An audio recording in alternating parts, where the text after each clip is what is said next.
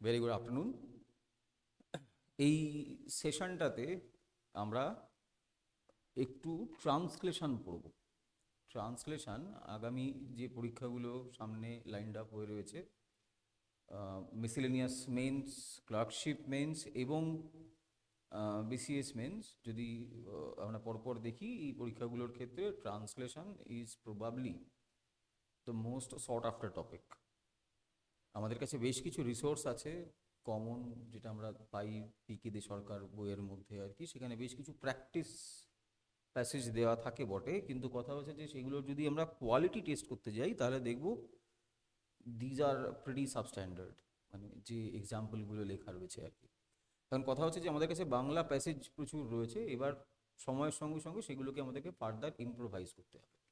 এই ইম্প্রোভাইজ করার জন্য আমরা কিছু বেসিক স্ট্রাকচার বা কিছু প্যাটার্ন ফলো করি।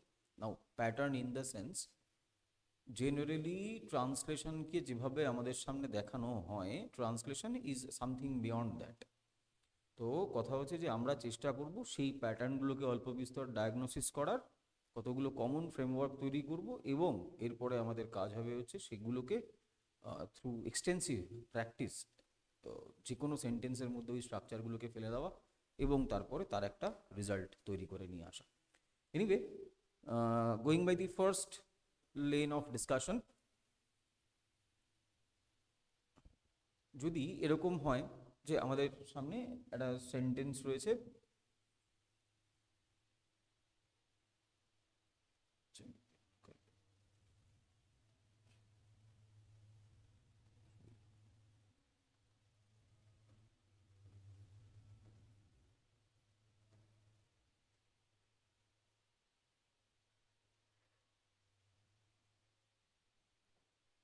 খুব ছোট্ট সেন্টেন্স, আমি ভাত খাই, একদম বেসিক জিনিস, গোটা ছেলেবেলা কেটে গেছে আমাদের এই লেন্থের এই ভলিউমে ট্রান্সলেশন করতে করতে। এখন যদি এই সেন্টেন্সটাকে আমি একটু ডায়াগনোসিস করার চেষ্টা করি তাহলে দেখতে পাবো যে বাবা এইটা হচ্ছে বাক্যের কর্তা, এইটা রয়েছে সেই পার্টিকুলার ভার্ব যেটা দিয়ে আমি সেন্টেন্স শেষ করছি। সমাপিকা ক্রিয়া বলে,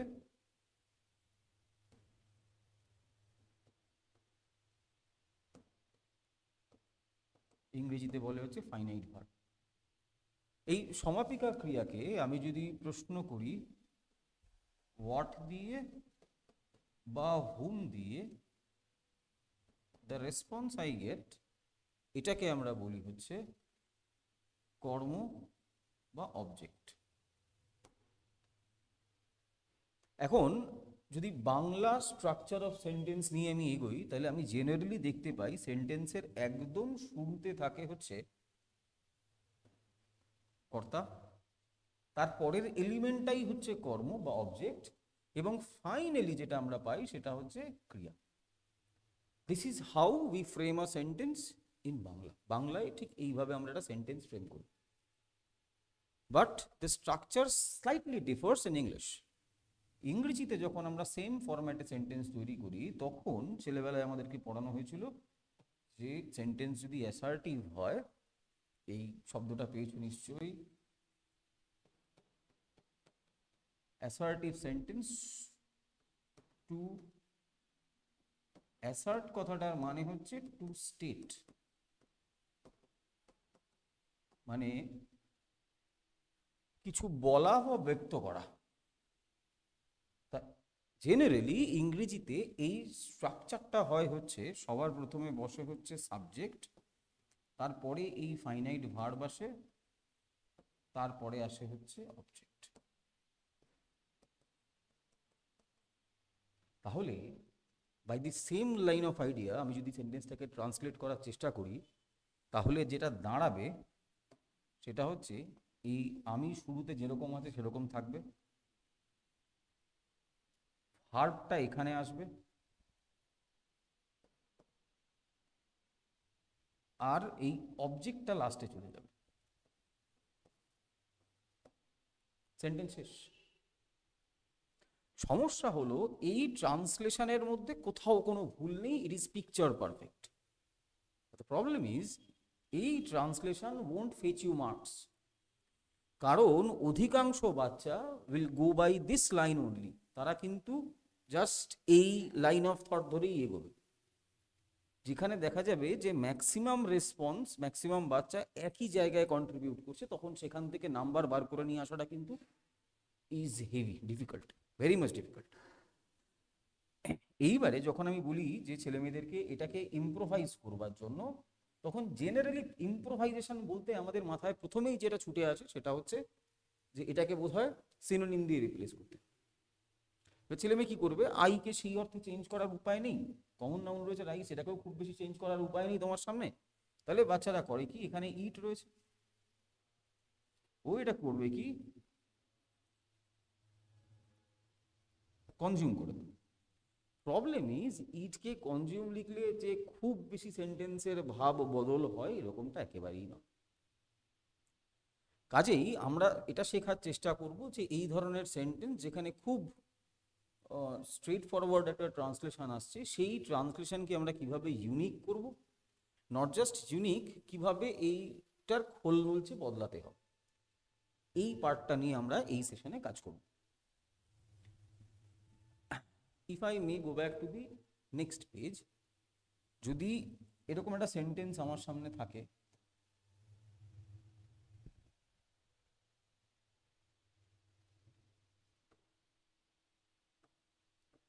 তিনি খুব গরিব, এরকম একটা সেন্টেন্স আমার সামনে রয়েছে, বাংলায় বাক্য। এখন কথা হলো, আমি বুঝতে পারছি যে এখানে একটা ভার্ব মিসিং, ক্রিয়াপদ নেই, তাহলে তিনি হন খুব গরিব। কারণ খেয়াল করে দেখো বাবা, এইটা হচ্ছে সেন্টেন্স, আমি যদি ইংরেজি লাইন অফ থট ধরে ভাবি তাহলে এটা হচ্ছে সেন্টেন্সের সাবজেক্ট, মানে বেসিক্যালি এটা একটা প্রোনাউন। এবার তুমি প্রশ্ন করো হাউ ইজ হি, দেখবে উত্তর পাবে হচ্ছে গরিব। তাহলে নাউন এবং প্রোনাউনকে যে পার্ট অফ স্পিচ কোয়ালিফাই করে তাকে আমরা বলি হচ্ছে অ্যাডজেক্টিভ। তাহলে গরিবটা কোন পার্ট অফ স্পিচ? অ্যাডজেক্টিভ। এখন এই অ্যাডজেক্টিভকে আমি যদি প্রশ্ন করি কতটা, হাউ মাচ, তার উত্তর পাবো আমি খুব। খুব হচ্ছে অ্যাডভার্ব। এটাকে যদি আমি ট্রান্সলেশনের জায়গা থেকে দেখি, অধিকাংশ বাচ্চা will go by this line only, তারা লিখে আসবে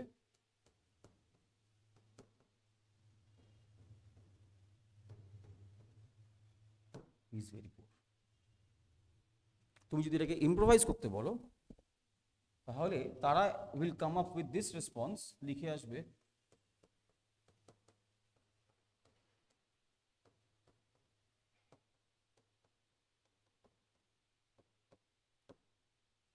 এতে কিন্তু মূল সেন্টেন্সের স্ট্রাকচারে কোনো বদল এলো না, মূল সেন্টেন্স যেরকম ছিল এ কিন্তু তেমনই থেকে গেল। আমি কিছু ভোকাবুলারি হয়তো এখানে ইম্পোজ করলাম, কিন্তু এতে সেন্টেন্স যে খুব বেশি রকম স্ট্রাকচারালি ইমপ্রুভড হলো আর কি, এরকমটা কিন্তু আদপে হলো। This is our first line in learning translation. Translation আমরা এখানেই শিখব যে ট্রান্সলেশন কিন্তু পুরোপুরি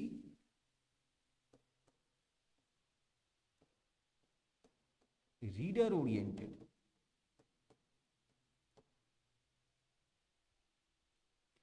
মানে পাঠককে পৌঁছে দেওয়া। খুব অল্প কেসই এরকম হতে পারে যেখানে আমরা ইংরেজি এবং বাংলা দুটোকে প্যারালালি পড়ি, এটা কিন্তু হয় না। মানে যদি এরকম হয় যে যে আমরা ধরো ধরো দেখা গেল যে ফেলুদা সেটা ইংরেজিতে বেরিয়েছে, আমি কিন্তু ফেলুদাকে বাংলাতেই পড়েছি, আমি কিন্তু ইংরেজিতে পড়িনি। তাহলে যে টেক্সটগুলো অরিজিনালি বাংলায় তৈরি হয়েছে, আমি বাংলাটা যেহেতু পড়তে পারি সেই জন্য আমি কিন্তু ওটাকে ওই ল্যাঙ্গুয়েজেই দেখব।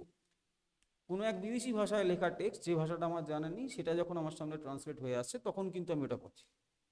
তার মানে এখানে having this flavour is important. সেই জন্য আমরা যখন ট্রান্সলেট করব, যেহেতু এটা অনেক বেশি রিডার ওরিয়েন্টেড একটা টাস্ক, আর গোল ইজ ভেরি সিম্পল।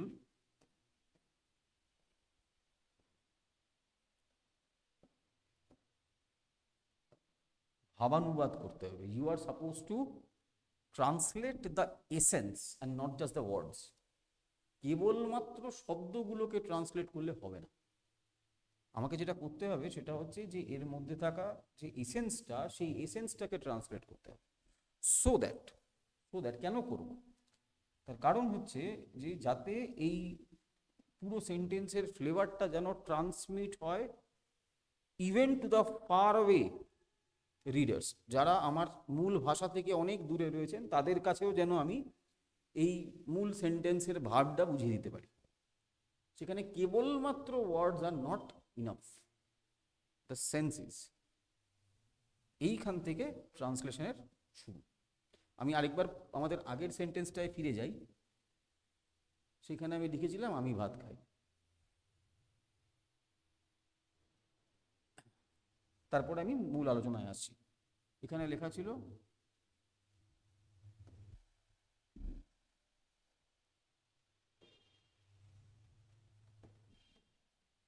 আমি ভাত খাই। আমরা করেছিলাম আই ইট রাইস। এমন কিছু একটা করতে হবে যেখানে দেখা যায় যে অ্যাপারেন্টলি যেটা অবজেক্ট হয়ে বসে আছে সেটা সাবজেক্টের পজিশনে চলে আসে, যেটা সাবজেক্ট হয়ে বসে আছে সেটা যেন অবজেক্টের পজিশনে চলে যায়। এই পুরো ডিনামিক্সটা বোঝার জন্য আমি একটা ছোট্ট লাইনের হেল্প নেব। How does exactly a sentence look like? ইংরেজিতে সেন্টেন্সগুলো কিরকম দেখতে হয়? ছেলেবেলা থেকে আমাদেরকে পড়ানো হচ্ছে there is a subject, verb, object. ছোটবেলা থেকে এটা আমাদেরকে পড়ানো হয়েছে, এই সম্পর্কে বিস্তারে বলার অ্যাজ কোনো প্রয়োজন নেই। আমি শুধু পার্ট অফ স্পিচ এবং তার ওরিয়েন্টেশন নিয়ে কথা বলব। Subject can either be a noun or a pronoun. সেন্টেন্সের অবজেক্টও তাই, this could either be a noun or a pronoun. Noun এবং প্রোনাউনের বাইরে সাবজেক্ট এবং অবজেক্টের পার্ট অফ স্পিচ হয় না। রবীন্দ্রনাথ লিখেছিল যে কোথায় জলে মরাল চলে, মরালই তার পাশে পাশে। তা নাউন এবং প্রোনাউনের যদি কোয়ালিফায়ার অ্যাডজেক্টিভ হয়, তাহলে অ্যাডজেক্টিভ যাকে কোয়ালিফাই করছে তার সঙ্গেই বসবে। তাহলে জেনারেলি দেখা যায় যে অ্যাডজেক্টিভের প্লেসমেন্টও এই রিজিয়নেই হয়ে থাকে। অ্যাডজেক্টিভের যে প্লেসমেন্ট, সেই প্লেসমেন্টও এই রিজিয়নেই হয়, এর বাইরে হয় না। যেখানে নাউন প্রোনাউন থাকবে সেখানেই অ্যাডজেক্টিভ থাকবে। মাঝখানে বসে হচ্ছে ভার্ব। এই ভার্বের বা অ্যাডজেক্টিভের মডিফায়ারকে আমরা বলি হচ্ছে অ্যাডভার্ব। যে অ্যাডভার্বটা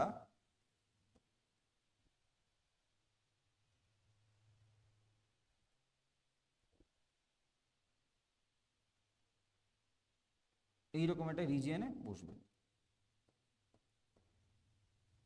বলা হয় যে অ্যাডভার্ব হচ্ছে সব থেকে চঞ্চল পার্ট অফ স্পিচ, যে ভার্বের সঙ্গে বসতে পারে, অ্যাডজেক্টিভগুলোর সঙ্গে বসতে পারে, এবং সেন্টেন্সের শুরুতেও বসতে পারে, সেন্টেন্সের শেষেও গিয়ে বসতে পারে। রাইট?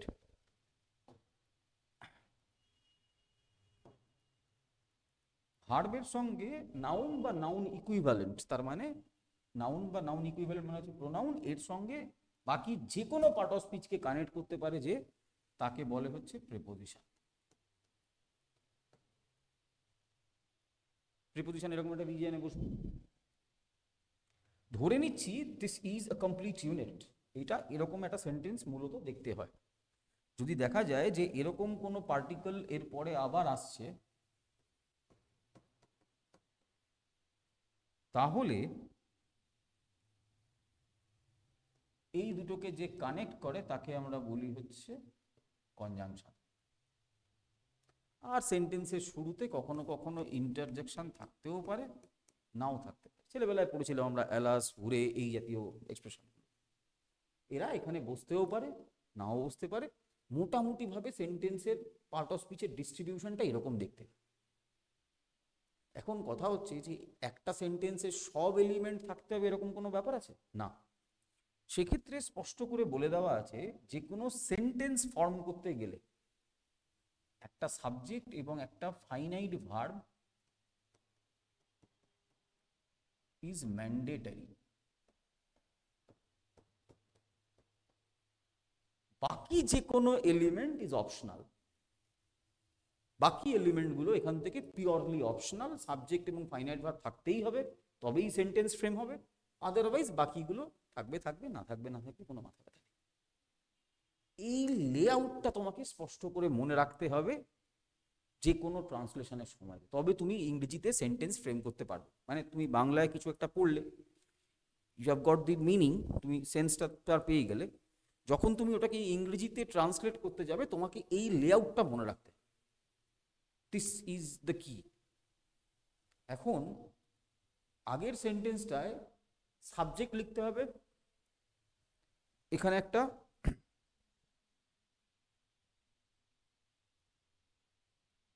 অবজেক্ট লিখতে হবে। এবার আমার বক্তব্য হচ্ছে যে আমরা কেন এইভাবে ভাববো না যে রাইস এখানে টেকনিক্যালি অবজেক্ট হয়ে বসেছিল, যেটাকে আমি সাবজেক্টে নিয়ে এলাম। আই ছিল, এটাকে আমি এখানে মি করে দিলাম। এইবারে আমাকে একটা সেন্টেন্স ভাবতে হবে, ইট ভার্বটাকে যাতে আমি এখানে রিপ্লেস করতে পারি।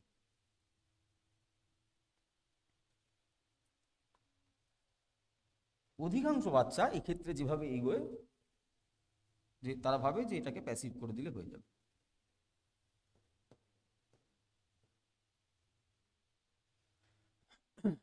যে কোনো সেন্টেন্সেরই প্যাসিভ ফর্ম রাইটারের কাছে ভীষণ পয়েন্ট অফ উইকনেস। ধরে নেওয়া হয় যে কোনো উপায় না থাকলে, যখন একটা অবসকিওর সাবজেক্ট দেওয়া রয়েছে তখনই তুমি প্যাসিভ করবে, আদারওয়াইজ প্যাসিভ করবে না। তো এটাকে ধরে নেওয়া হচ্ছে অ্যাকসেপ্ট করা হবে না।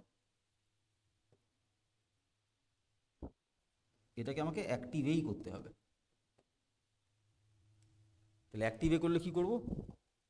সিম্পলি এই জায়গাটায় লিখে দাও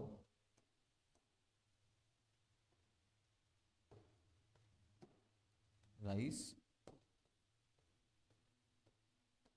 ফিডস মি। ফিড ভার্বটার মানে হচ্ছে ক্ষুধা নিবারণ করা। এইবার তুমি যদি সেন্টেন্সটাকে দেখো পুরোটা, একদল বাচ্চা লিখে এসছে আই ইট রাইস, একদল বাচ্চা লিখে এসছে কনজিউম রাইস, একদল বাচ্চা লিখে এসছে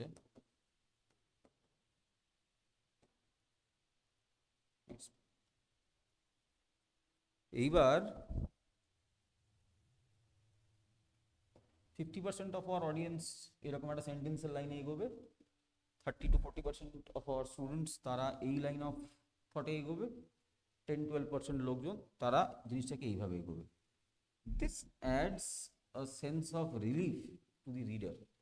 যে ভদ্রলোক আমাদের খাতাটা পড়ছেন তার কাছে এটা কমিক রিলিফ হিসেবে কাজ করবে, কারণ সে কিন্তু তার আগে এই স্ট্রাকচারগুলো দেখে অভ্যস্ত হয়ে গিয়েছে। হঠাৎ করে যখন সেই স্ট্রাকচারটা পাবে, আমি কিন্তু কঠিন শব্দ লিখিনি এখানে, ওয়ার্ড ফ্রেজ যা ছিল তাই রয়েছে, জাস্ট এই দুটোর পজিশন চেঞ্জ করানোর স্বার্থে এখানে ভার্বটাকে বদলাতে হয়েছে, সেন্টেন্সের মিনিং কোনোভাবে ডিস্টর্ট না করে। তাহলে যে কোনো ট্রান্সলেশনের ক্ষেত্রে আমাদের প্রাথমিক কাজ হবে হচ্ছে, যে কোনো ট্রান্সলেশনের ক্ষেত্রে প্রাথমিক কাজ হবে হচ্ছে is to read the text,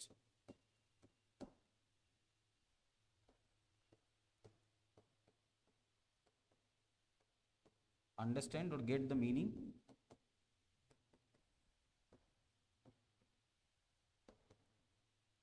তারপরে হচ্ছে ট্রান্সলেট। যে কথাটা কেউ বলবে না সেটা হচ্ছে যে এর মাঝখানে একটা হিডেন সিকোয়েন্স থাকে এই জায়গাটায়। এটাকে বলে হচ্ছে is to rephrase।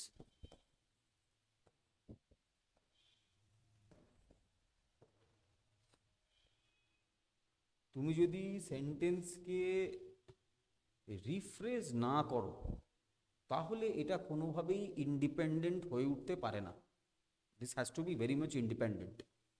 ইন্ডিপেন্ডেন্স ব্যাপারটা নষ্ট হয়, কম্প্রোমাইজড হয় উইথ দিস, এটার সাথে সাথে। বুঝতে পারছি?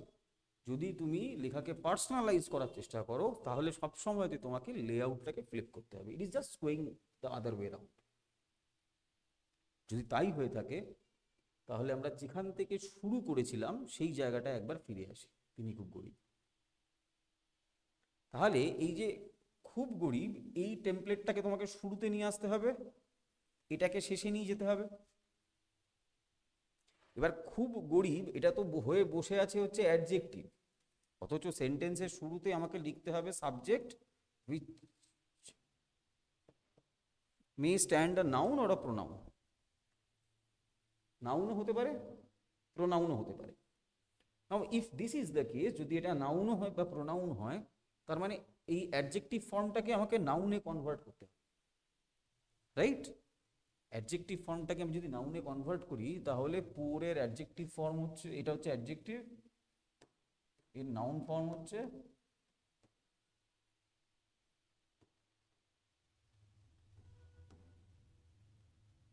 VERTY, poverty.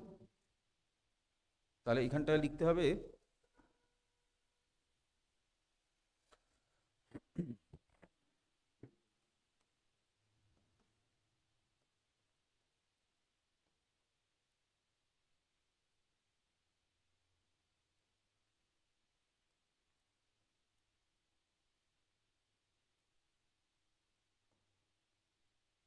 Poverty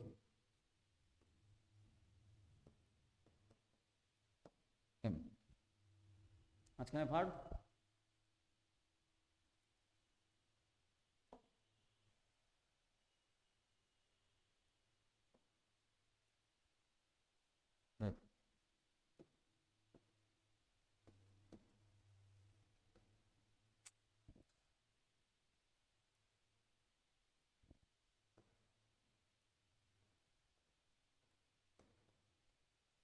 এনগাল্ট,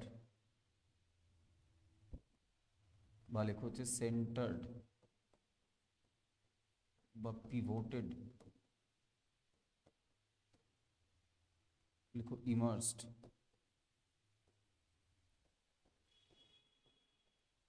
ground.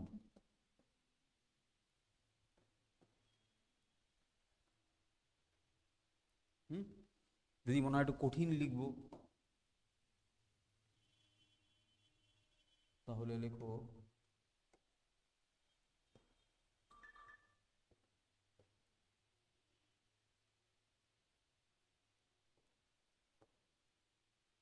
সার্ভার্ড upon.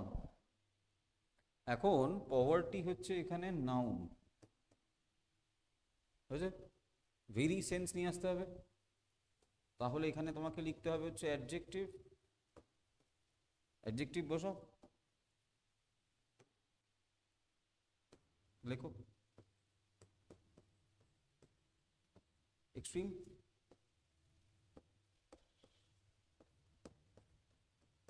Object,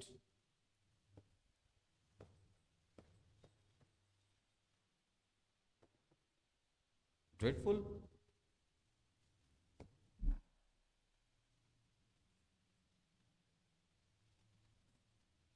ঠিক? এবার চাইলে এখান থেকে একাধিক সিনোনিম লেখা যেতে পারে, কিন্তু আমি ওটা নিয়ে খুব বেশি রকম মাথা ঘামাচ্ছি না। My point is very clear, যে আমি এখানে যেটা ছিল টেকনিক্যালি অ্যাডভার্ব সেটাকে আমি করে দিয়েছি হচ্ছে অ্যাডজেক্টিভ, যেটা ছিল হচ্ছে অ্যাডজেক্টিভ সেটাকে আমি করে দিয়েছি হচ্ছে এখানে নাউন। নতুন করে আমি একটা ভার্ব ইন্ট্রোডিউস করলাম, এবং যেটা ছিল টেকনিক্যালি সাবজেক্ট সেটাকে আমি অবজেক্ট পজিশনে নিয়ে চলে এসেছি। সেন্টেন্স কতটা নতুন হয়ে গেল খেয়াল করে দেখ।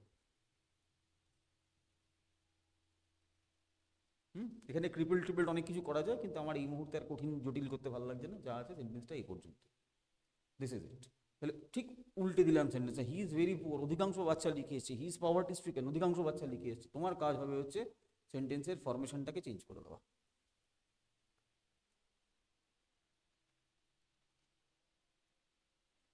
বুঝে গেছে? This is how translation runs. ঠিক এইভাবে ট্রান্সলেশন একটা গতি পায় আর কি। যদি এরকম হয়,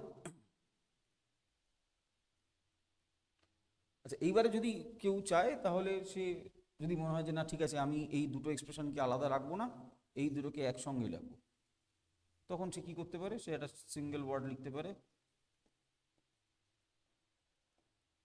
সে সিঙ্গেল ওয়ার্ড বসাতে পারে। কিন্তু আমি এই মুহূর্তে এই জায়গায় যেতে চাইছি না। This is our first line of control. এই পার্টটা যদি একবার ঠিক হয়ে যায় তারপরে এখানে ভোকাবুলারি ইম্পোজ করাটা খুব একটা কঠিন জটিল কাজ সেরকমটা নয়। দ্য ভেরি ফার্স্ট টাইম আমাদেরকে যেটা ইনশিওর করতে হবে যে তিনটে লাইন আমাদেরকে জানতে হয়। ওয়ান ইজ দি স্ট্রাকচার, স্ট্রাকচারের পরে আমরা যেটা শিখবো যে once the structure is ready, মানে সেন্টেন্স যেহেতু আমরা ফ্লিপ করে যখন লিখতে পাচ্ছি, নতুন একটা ফরমেশন তৈরি করতে যখন পাচ্ছি, তখন এখানে কিছু কিছু জায়গায় আমাদের কিছু ভোকাবুলারির প্রয়োজন পড়বে।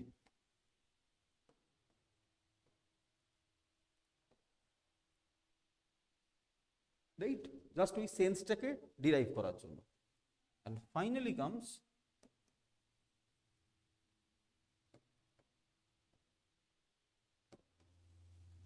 সেন্স বা মিনিং এর ক্ষেত্রে মাথায় রাখবে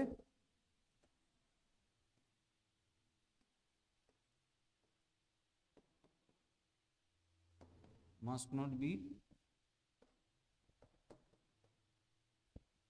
altered, changed, একটা সুন্দর শব্দ শিখে রাখো, ডক্টরেড। তাহলে মূল সেন্টেন্সের যে মিনিং তৈরি হচ্ছে সেই মিনিং যেন কোনোভাবে কম্প্রোমাইজ না হয়, এটা আমাকে এনশোর করতে হবে, এবং উইথ দিস আমাকে ভোকাবুলারি অ্যাড করতে হবে।